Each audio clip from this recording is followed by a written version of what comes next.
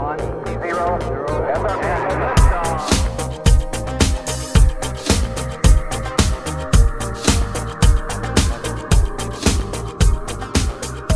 guys, welcome to Filter.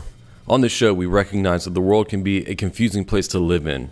So what I seek to do is to equip you to live with biblical clarity in our confusing world so that you can face the chaos of life with wisdom, integrity, and courage. Christians in the West are living in what has frequently been called a post-Christian society.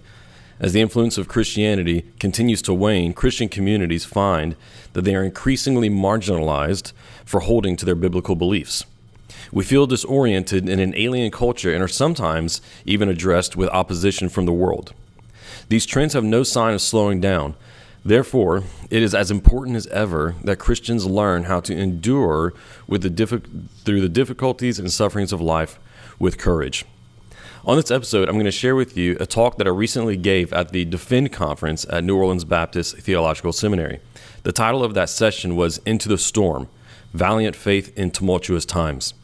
In part one, you will learn about the necessity of courage in Christians today and about the meaning of courage. If you'd like to download my notes from that talk that includes all quotes, references, and so on, I'm offering them to my podcast listeners for free. Just visit the link to the show notes in the description below and you can get that download. Before we dive into this episode, let me encourage you to subscribe to our email list so that you can get the latest content sent directly into your inbox every time it drops. Just visit that same link to the show notes and you can sign up on my website. Also, be sure that you're subscribed to Filter wherever you get your podcasts so that you can get all future episodes right on your homepage. If you're helped by this content, we'd really appreciate it if you left us a 5-star rating on Spotify and also wrote a review on Apple Podcasts. Whenever you take these simple steps, it really helps us out and it will only take a minute of your time. Well, without any further delay, let's jump into this episode from my talk at the Defend Conference. On June 18th, in 1940, Winston Churchill gave a speech to the House of Commons to try to rally the British nation to step up to the threat and the menace that was facing them, which was the Nazis as they were expanding across Europe. The Allied British and French forces had been pushed all the way up to the sea and were lining up on the beaches of Dunkirk. They were about to launch Operation Dynamo, which was this daring rescue to try to get home as many of their boys as they possibly could. And before Operation Dynamo, the newly installed Prime Minister Churchill gave a speech called Their Finest Hour. And he closed that speech by saying this. He said, "Hitler knows he will have to break us on this island or lose the war. If we can stand up to him, all Europe may be free, and the life of the world may move forward into broad, sunlit uplands. But if we fail, the whole world, including the United States, including all we have known and cared for, will sink into the abyss of a new dark age, made more sinister and perhaps more protracted by the lights of perverted science. Let us therefore embrace ourselves to our duties, and so obey ourselves, that if the British Empire and its Commonwealth last for 1,000 years, men will still say, this was their finest hour." Whenever I first read this quote, it made me reflect on how we as well are standing, what I believe we as well are standing at the abyss of a new dark age. I believe that we as well are, in a sense, pushed up on the beaches with forces that are against us as we are living in a culture, as we are living in a Western society, which has increasingly over the past several decades moved away from its Christian foundation or consensus, however you would like to say that, and has become more and more post-Christian, or we might even say has become more and more opposed to the Christian worldview, and especially to anyone who holds to a biblical, orthodox, traditional view of Christianity. We as well are facing up against this opposition, and it is something that is going to require courage on our part. This secularization continues to be on the rise. Just recently, over the past decade, we've seen how those who self-identify as Christians went down from, over the past decade, from 75% in America to 63%.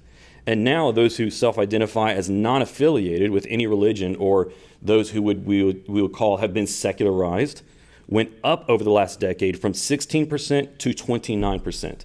There's no signs that these trends will slow down or that they will stop or that they will reverse at this point. And so as we continue on into this new culture, the new challenges and the oppositions that we are experiencing now, and as I believe we will continue to experience, I believe that we as well need to have a moment where we reflect and stand to determine that whatever the future of Christianity looks like in the West and in America and in your city, your family, your church, that generations would look back and say as well, like Churchill said, this was their finest hour, as we resolve to courageously speak the truth in our culture. That's what we're talking about today is courage. First, we're going to talk about the storm, the necessity for courage. Then we're going to talk about the virtue, which is the meaning of courage. After that, we're going to look at the lion, the sources of courage, and then lastly, the invitation, the habits of courage. When you live right by the sea, hurricanes are just a part of life that you have to accept. I don't know where each one of you guys are from, but like I said, I am from South Louisiana. I'm just a couple hours down I-10, and so just like New Orleans, I also live on the Gulf Coast. If you live on the Gulf Coast too, or if you live on any coast, you know that storms are something that are hurled upon you, and that it's just a part of life that you have to accept. Sometimes they come with a decent amount of warning. Sometimes they come with no warning at all. You know, just a few months ago, there was a major, one of the most powerful hurricanes ever recorded right here in New Orleans.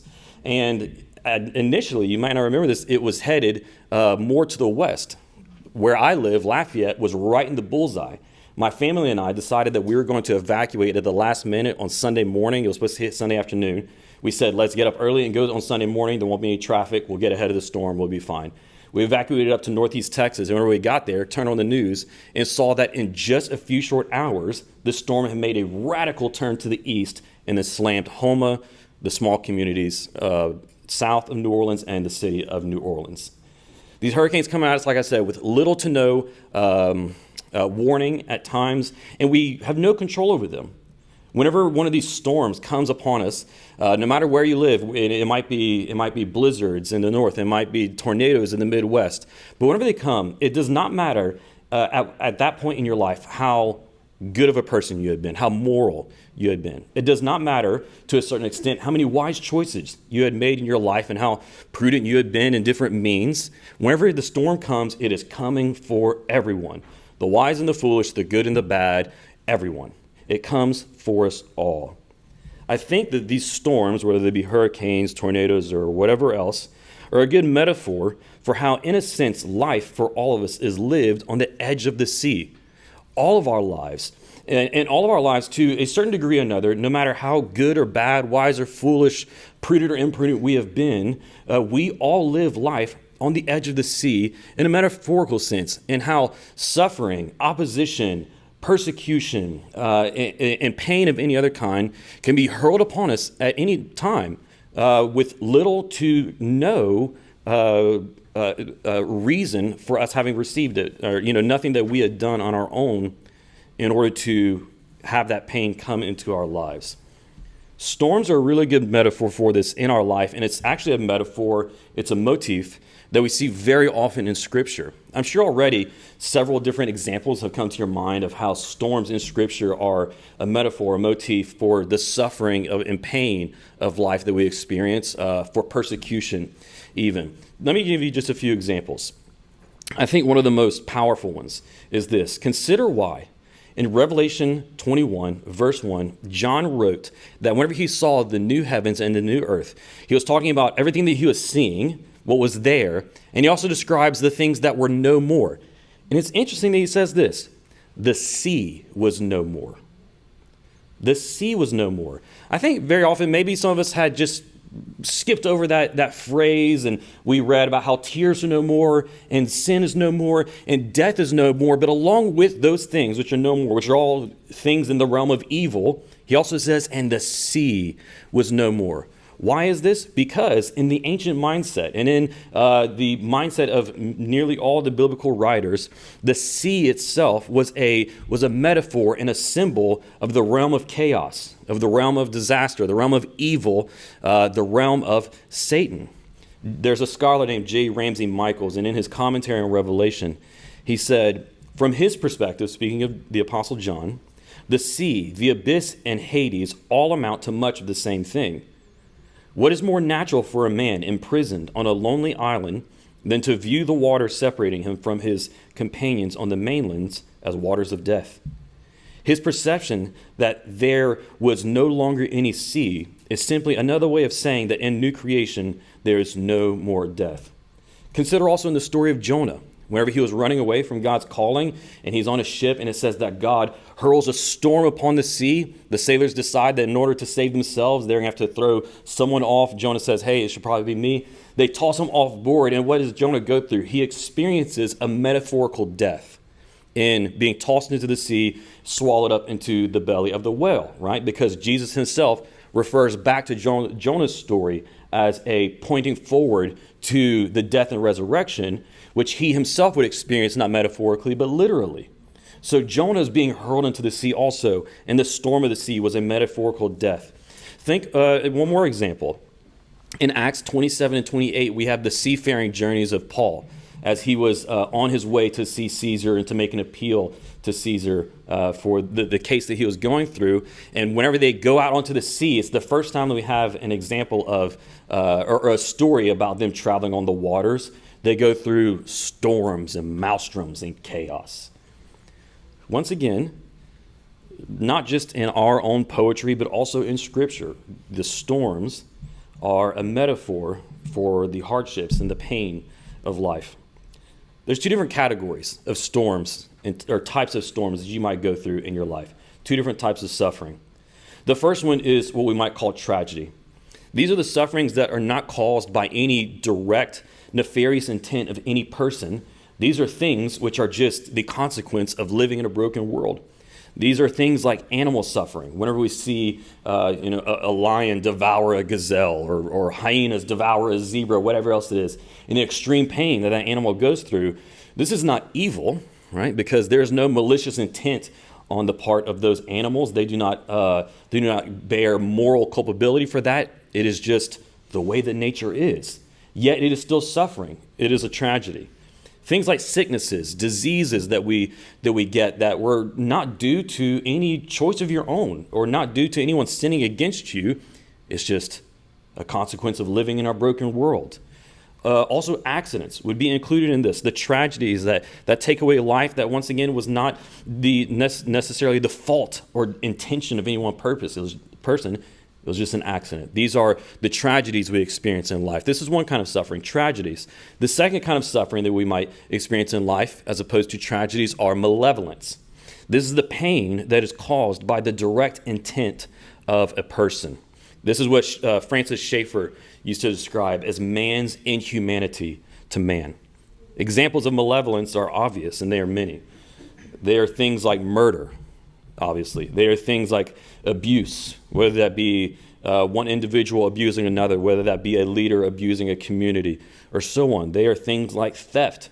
There are things like religious persecution against Christians or any other religious group. There are things like even manipulation. Whenever you experience emotional or psychological manipulation, this is an example of malevolence. Or things like slander or being lied to or lied about, and so on.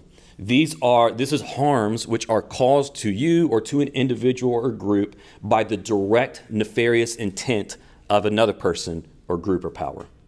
So these are the two types of sufferings and pains that we experience in our world. Those tragedies, just the consequence of living in a broken world, and then malevolence. You can experience either tragedy or malevolence either as calamities, something that comes upon you quickly, fully, out of nowhere, but then it passes, though the healing might take a while, right? There's the ongoing effects of that. But the suffering comes and then it goes, much like a hurricane, right? But then there are also chronic conditions, the ongoing tragedies that you experience, whether that be like a tragedy of a sickness, a disease that is not something that is there and gone, but something that stays with you. The cases of ongoing years, decades of abuses, manipulations, and so on. So tragedy and malevolence can be experienced either as calamities or chronic conditions, and each of these things can be and are very frequently experienced in overlap in one degree to another. Very often it's hard for us to actually point to any outside of having cancer or a disease, something like that, or you just you're crashing your car, outside of things like that, these accidents or diseases, most of the time, very frequently, it's an overlap of these two things. It's an overlap of tragedy and malevolence. Really, the most horrible and some of the most difficult of sufferings are whenever a malevolent person takes advantage of the tragedies of life in order to inflict suffering. This is how the worst of torturers, the worst of dictators, the worst of abusers operate. They identify the weaknesses and vulnerabilities that exist in a person or just in us as people, and then they exploit those weaknesses, vulnerabilities, insecurities in order to inflict pain. And so in that sense, there's overlapping. These are the different types of storms, of sufferings and pain that we experience in life. And once again, what I want to drive home and just try to show how this really works and operates in our life is this, that you don't have to live on the coast to live on the edge of disaster. Tragedies, malevolence, whether they come quickly or whether they are slow burning and they endure, are possible to happen to us all. Once again, regardless of our intelligence, regardless of our morality, and so on. It makes you question, is life a land journey or a sea journey? I think that really often we consider that life, or we think of life as if it was a land journey. If you're on land and there's a storm coming, then you can run to shelter. You can go inside of a house. You can go to a basement. We don't have those in South Louisiana. They would flood quickly. Right? You'll go into a basement. At the very least, if there's rain and wind, you can go under a tree or something else of the sort, right? That's what it's like when you're on a land journey. But if you're on a sea journey and chaos comes upon you, there's nowhere to go. There's nowhere to escape. Life is not a land journey, friends. It is a sea journey.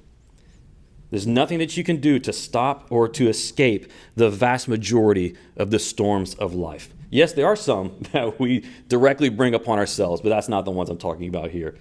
The storms are a reminder of this, that we are not in control. We are not in control, but here's the good news, that Jesus is. Jesus is always in control of whatever storms we go through in our life.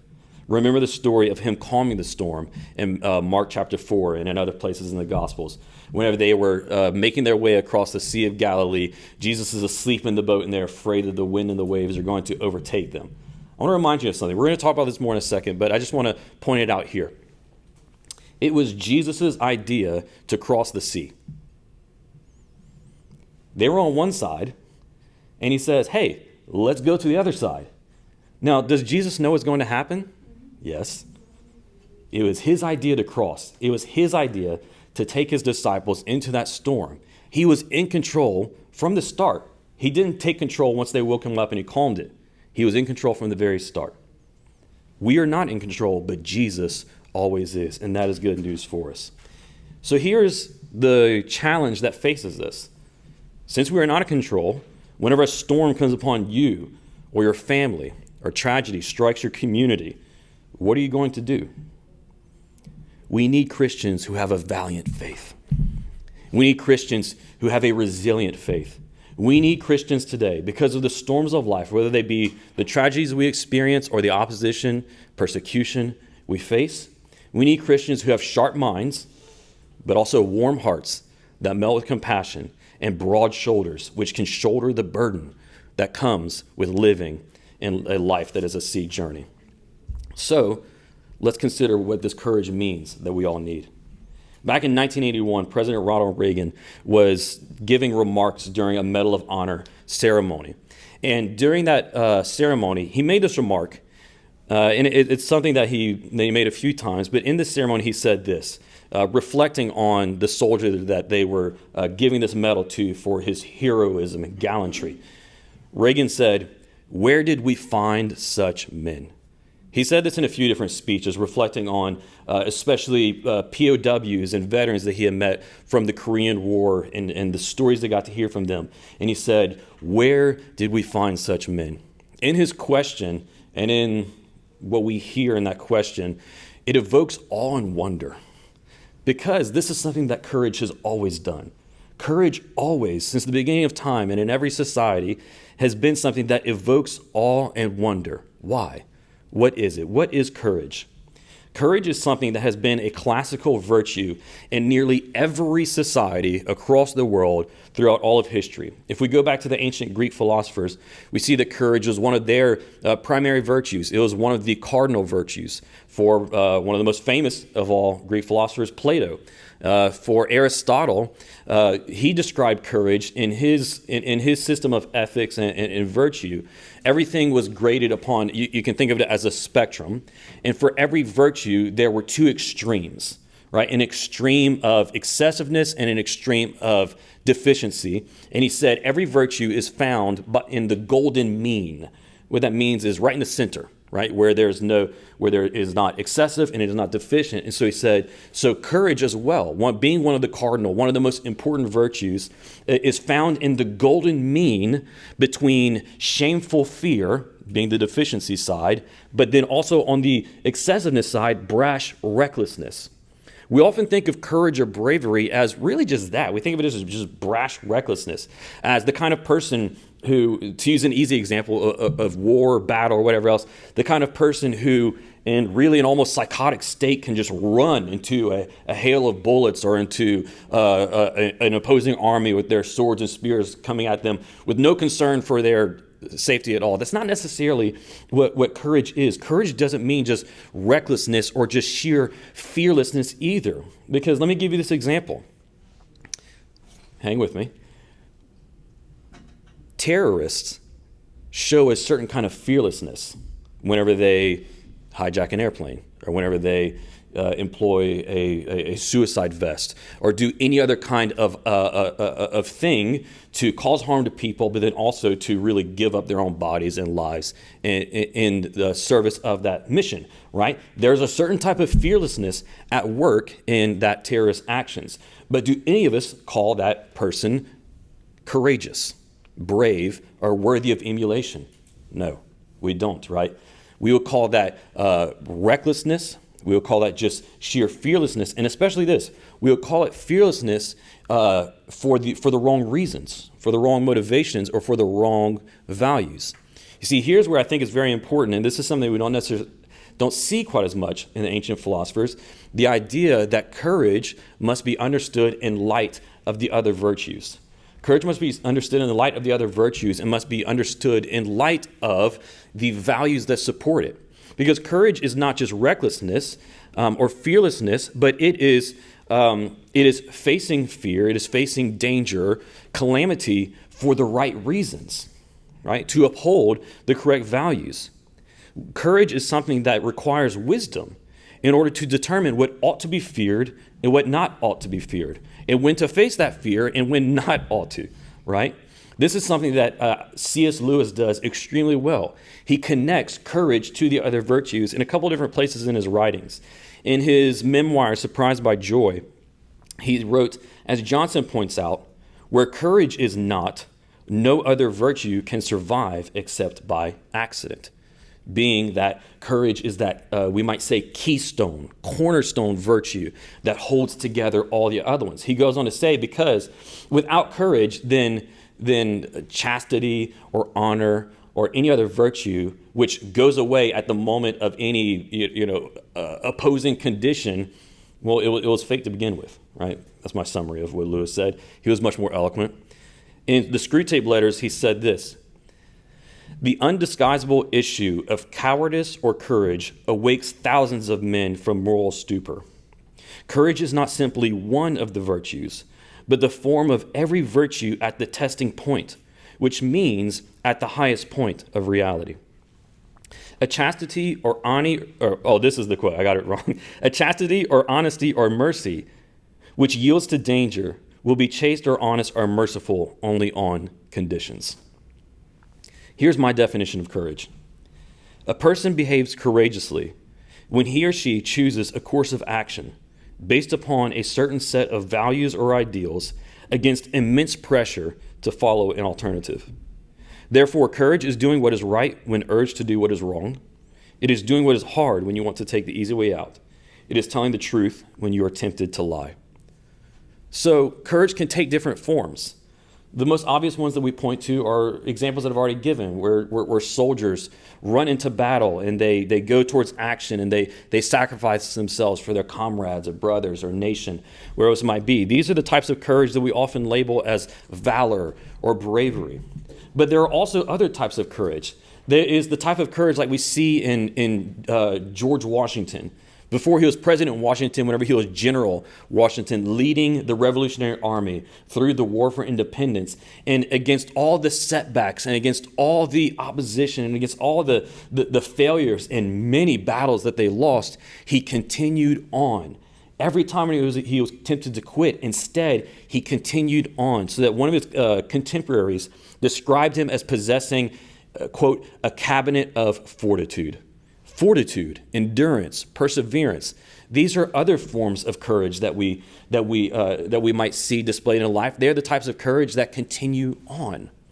We could also consider Wilberforce, who gave his entire career and all of his adult life to fighting the slave trade and the institution of slavery in the British Empire, only to see it finally abolished literally a few days before his death. And all those times that he was tempted to give up and to move on and try something else, instead, he continued on. Endurance and fortitude. Moral courage, we might add to that as well. So understanding what courage is, what this virtue is, here's something that I want us to understand. That the Bible calls Christians to live with courage. It's one of the virtues that I don't believe we teach nearly often enough. We talk about many of the other virtues, and we talk about many of the other commandments and lifestyles which we are called to in Scripture, and yet we overlook this one, which we are called to again and again and again throughout the Bible. Just consider this. We follow a courageous king who faced death himself at Gethsemane and Calvary. G.K. Chesterton, whenever he reflected on Jesus' own courage, he said this: "Alone of all creeds, Christianity has added courage to the virtues of the Creator. For the only courage worth calling courage must necessarily mean that the soul passes a breaking point and does not break." Moreover, the Bible is full of exhortations for us to, sometimes it says to be strong and courageous, or at other points it says to take heart, another type of phrase which means to take courage. Let me just give you a few. And I mean a few because there are a few examples. In Joshua 1:9, God says to his people, "Haven't I commanded you, be strong and courageous? Do not be afraid or discouraged, for the Lord your God is with you wherever you go." In John 16:33, Jesus says, "I have told you these things so that in me you may have peace. You will have suffering in this world. Be courageous. I have conquered the world." In 1 Corinthians 15:58, Paul says, "Therefore, my dear brothers and sisters, be steadfast." Remember another one of these iterations we see of courage. "Be steadfast, immovable, always excelling in the Lord's work, because you know that your labor in the Lord is not in vain." These are just the examples and the exhortations towards courage that we see in the Scripture. If we consider Christian history, then there are thousands of more examples. Just consider a few of these from the Bible or Christian history. Think of Moses' mother hiding her son from Pharaoh. This nameless woman that we have in Scripture. We never have a name for her. It's just his mother. But this nameless woman in Scripture defied a tyrant, and through her actions, a nation achieved their freedom, was given their freedom, their liberty. How incredible is that? Through her bravery. Joshua leading Israel to the promised land in spite of the opposition they faced. David defeating Goliath. Daniel's three friends, Shadrach, Meshach, and Abednego, who defied King Nebuchadnezzar's command to idolatry and instead thought it was better to face the furnace. Daniel himself, who instead of just closing his window in order to pray, thought it would be better to face the lion's den. In the New Testament, think of Peter and John testifying before the Sanhedrin. Consider Paul, as I talked about before, in his seafaring journeys, as he roused the sailors to take heart and to continue to row and to persevere in the heart of the storm. And then in Christian history, We have many, many more examples from Luther to Wycliffe to Bonhoeffer to Wilberforce, as I talked about before, of courage and fortitude and perseverance and faithfulness to the Christian calling in spite of opposition and in spite of threats. It's true what Hebrews 12:1 says, that we have a great cloud of witnesses to courageous living.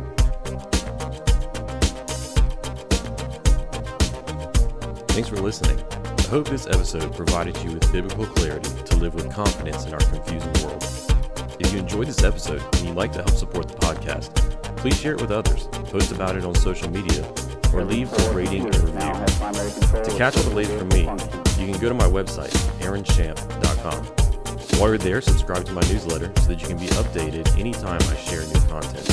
You can also follow me on Facebook, Instagram, and Twitter at AaronMShamp. Thanks again, and I'll see you next time. Until then, hold fast to the anchor.